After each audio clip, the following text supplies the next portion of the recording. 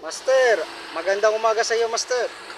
Magandang umaga No din. time no see, Master. Ngayon lang tayo ulit nagkita, Master. Salamat naman at nagpunta ka rito eh. Oh, Master.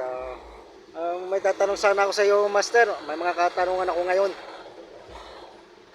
Master, ano ang kahantungan ng mga gera na nangyayari sa mga bansa ngayon? Alam mo dyan, aansirin kita. Oh, okay. Lahat ng yan ay mauwi sa pandaigdig na gira.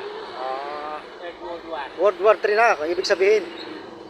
Pero ito'y mangyayari. Yung World War 3 na yun. After birthday ni President Putin. October 7, ang birthday niya. October 7.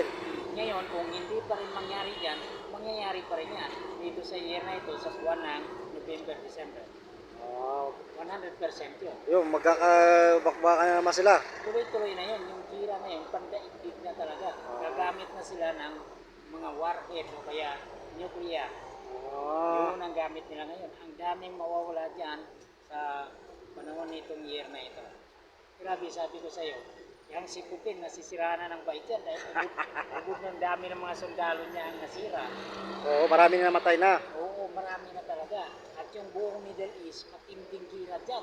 Yung Europe, masasali dyan. Yung Amerika, magka-50-50 pa rin yan. Kaya ang ibig sabihin yan.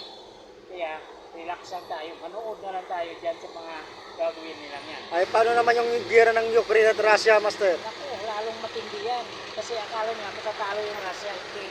Russia nga ang unang magbibigay ng warhead. Magbibigay ng nuclear. Russia. Russia.